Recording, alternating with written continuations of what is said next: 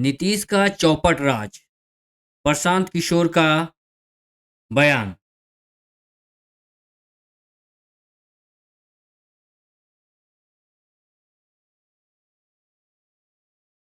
आप देख रहे हैं मीडिया नेशनल टीवी की खास खबर, प्रशांत किशोर का खास इंटरव्यू कि बिहार में किस तरह की पॉलिटिकल स्थिति है और किस तरह से बिहार में स्थिति बनी हुई है। बिहार चरमराया हुआ है, बिहार डेवलपमेंट में पिछड़ गया है, बिहार में तरक्की बहुत ऊंचाई पर नहीं दिखती है और यहाँ पर बेरोजगारी है, महंगाई है, गरीबी है, मजदूरों का पलायन है, तमाम समस्याएं बिहार में है।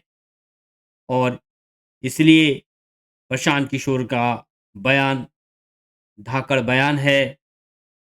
मुख्यमंत्री नीतीश कुमार के शासनकाल पे जाहिर हो, मुख्यमंत्री नीतीश कुमार के शासनकाल का 20 वर्ष गुजरने वाला है और इस 20 वर्ष के दौरान भी बिहार का जितना डेवलपमेंट होना चाहिए था, विकास होना चाहिए था, उतना नहीं हो पाया था। तो आप देखेंगे प्रशांत किशोर की नज़रिए से बिहार में किस तरह की स्थिति इस वक्त बनी हुई है, क्योंकि इस वक्त और इस बार बिहार में चुनाव भी होना है।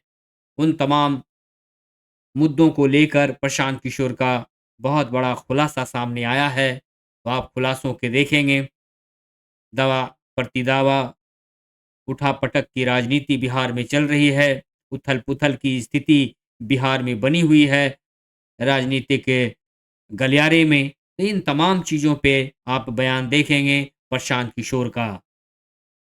आप बने रहें मीडिया नेशनल टीवी के साथ और आपको दिखाते हैं प्रशांत किशोर का बयान। देखिए, डोमेसाइल के लिए सबसे पहले आमरण अनशन पर यही प्रशांत किशोर बैठे थे। वो जाकर पांचों मुद्दा देख लीजिए। यहाँ के बेरोजगारों को बेरोजगारी भत्ता, जिसका वादा 2015 में नीतीश जी के 7 निश्चय का पहला निश्चय के तौर पर किया गया था, ये इसके लिए आमरण अनशन पर हम लोग बैठे थे। डोमेसाइल नीति लागू हो, उसके लिए हम लोगों ने अनशन करा था। बीपीएससी अभ्यर्थियों का मामला पेपर लीक का जो था, उसके लिए आमरण अनशन पर बैठे थे। आपने कहा कि डोमेसाइल नीति पर कोई कांग्रेस या तेजस्वी जी कुछ बोल रहे हैं। जरा आप लोग पत्रकार हैं, बताइए कि जो शिक्षकों की नियुक्ति हुई, जिस पर सरकार और ये नेता अपना पीठ थपथपा रहे हैं, उस समय उप मुख्यमंत्री कौन था? उस समय उप मुख्यमंत्री यही तेजस्वी यादव थे, वही कांग्रेस वाले सरकार में थे। तो डोमेसाइल नीति उस समय क्यों नहीं सुधारा? जो 60,000 से ज्यादा यूपी, मध्य प्रदेश और दूसरे राज्यों के लोगों को शिक्षकों के तौर पर बहाली का अवसर मिला, जो बहाल किए गए, उस समय सरकार में कौन था? अभी साल भर पहले यही तेजस्वी यादव और कांग्रेसी उसमें बैठे हुए थे, तब उनको डोमेसाइल नहीं दिख रहा था। हम लोग पहले व्यक्ति हैं, पहला दल है जो कह रहा है कि 75% यहाँ की सरकारी नौकरी जो है वो बिहार के बच्चों के लिए आरक्षित होनी चाहिए।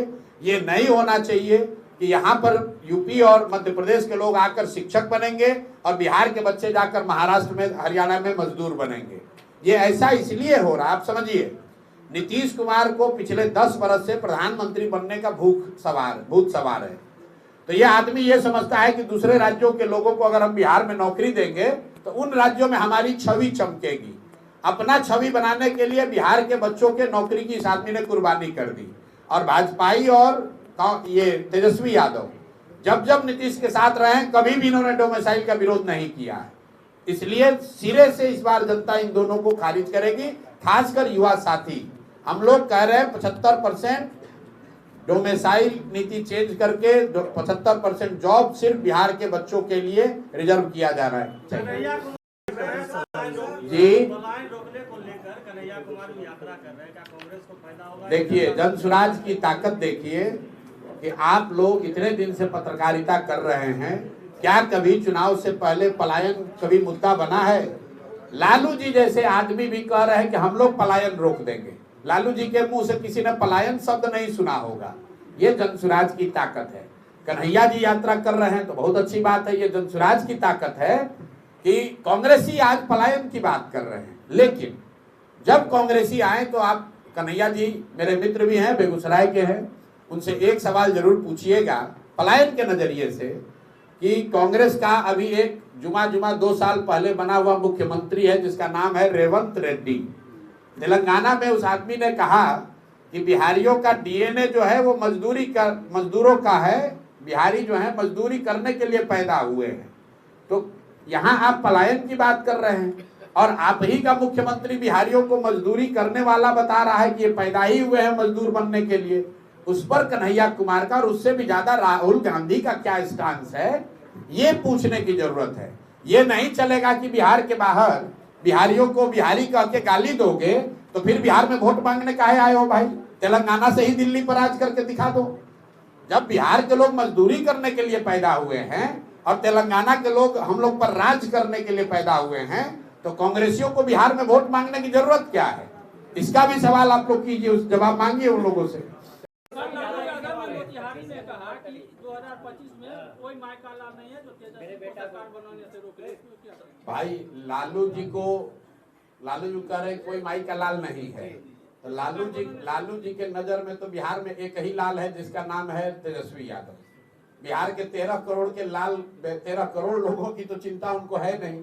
लालू जी तो बस अपना ही परिवार और 5 गो उनके बाल बच्चे, इसके आगे न कभी सोच सकते हैं। तो उनको कैसे दिखेगा कि बिहार में दूसरा और कौन है? देखिए, नीतीश जी की जो हरकत है या जो उनकी भाव भंगिमा है, जो उनके वक्तव्य हैं, इसको लेकर मैं ज्यादातर पिछले 2-2.5 साल में मैंने कोई वक्तव्य दिया नहीं।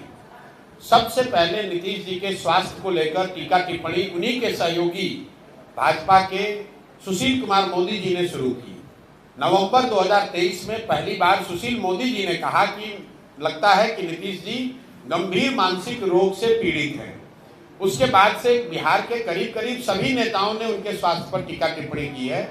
मैंने कभी टिप्पणी नहीं की थी जनवरी तक, लेकिन जनवरी में जब बीपीएससी का आंदोलन चल रहा था, अधिकारियों से या व्यवस्था से हम लोग की बातचीत चल रही थी, तब मुझे इस बात का अधिकारियों के माध्यम से भी फिर से ज्ञान हुआ, समझ आई कि नीतीश जी की मानसिक हालत दिनों दिन इतनी खराब हो गई है कि उनको ज्यादातर विषयों की समझ ही नहीं है, कोई उनको पता ही नहीं चल रहा है कि राज्य में हो क्या रहा है। तब मैंने ये कहा है कि बिहार में अगर कोई सिपाही भी नियुक्त होता है तो उसका मेडिकल जांच होता है। कोई भी नौकरी, अगर आप पत्रकार हैं, अगर आप मानसिक तौर पर स्वस्थ नहीं है तो आपको पत्रकारिता की अनुमति नहीं दी जाएगी। ऐसा कैसे है कि 13 करोड़ लोगों के राज्य के मुख्यमंत्री, उनके मानसिक स्वास्थ्य की स्थिति को लेकर रोज चर्चा टिप्पणी हो रही है और सरकार की ओर से कोई वक्तव्य नहीं है, सरकार ने उसका कोई संज्ञान नहीं लिया।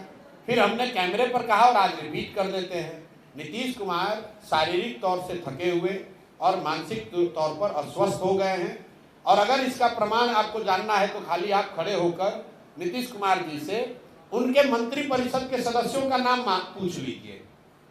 नीतीश कुमार की मानसिक हालत आज ये है कि वो अपने मंत्री परिषद के साथी मंत्रियों का नाम तक नहीं जानते हैं, नहीं याद है उनको, और उनके भरोसे 13 करोड़ लोगों का जीवन छोड़ा हुआ है। तो नीतीश कुमार जी की तो गलती है ही, उन्हें इस्तीफा देना चाहिए क्योंकि वो स्वस्थ नहीं है।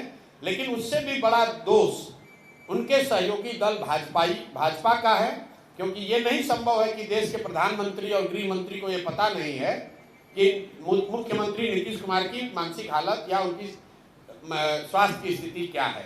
बावजूद इसके वो लोग नीतीश कुमार को सामने खड़ा करके राजनीतिक रोटी सेक रहे हैं। इसलिए मुझे लगता है कि इसके लिए भाजपा भी बराबर की गुनाहगार है, जो ये समझती है कि बिहार की जनता को मूर्ख बनाकर किसी तरह वोट ले लो और अगर कहीं जीत मिल गई तो नीतीश को हटाकर अपना भाजपा का मुख्यमंत्री बना लो। ये उनकी रणनीति है। इसलिए मुझे लगता है कि नीतीश जी तो बीमार है ही, लेकिन उस बीमार व्यक्ति को जनता के ऊपर थोप के रखना, मुख्यमंत्री बनाए रखना, इसका ये जो गुनाह है ये भाजपा कर रही है और भाजपा के लोगों को इसका जवाब देना चाहिए। महागठबंधन का भविष्य क्या देखते हैं प्रशांत? महागठबंधन पहले बनने तो दीजिए। क्या आपको मालूम है कि महागठबंधन में कौन से दल हैं? हमें तो नहीं मालूम है। आरजेडी एक दल है, कांग्रेस उसमें रहेगी कि नहीं रहेगी, कितने सीट पर रहेगी, वो तो वही बता सकते हैं। अभी तो आप देख रहे हैं कि कांग्रेस वाले अपना अध्यक्ष ही बदल रहे हैं। अब कोई यात्रा वात्रा शुरू कर रहे हैं। तो ये तो अभी से लेकर अक्टूबर तक खींचतान उठा पटक चलता रहेगा। तो आप अभी सुन रहे थे प्रशांत किशोर का बयान बिहार पॉलिटिक्स पे। बिहार पॉलिटिक्स पे आप जोरदार बयान सुने प्रशांत किशोर का कि बिहार में किस तरह का पॉलिटिकल माहौल है और किस तरह का पॉलिटिकल माहौल जो है वो चुनावी मुद्दों पर होगा। तो इन तमाम मुद्दों को आप सुने प्रशांत किशोर के द्वारा। जाहिर हो कि बिहार में नीतीश का राज है और व्यवस्था कैसी है, इन तमाम व्यवस्था और बिहार में जो चौपट व्यवस्था है नीतीश सरकार की, उस पर भी उन्होंने अपना बयान दिया।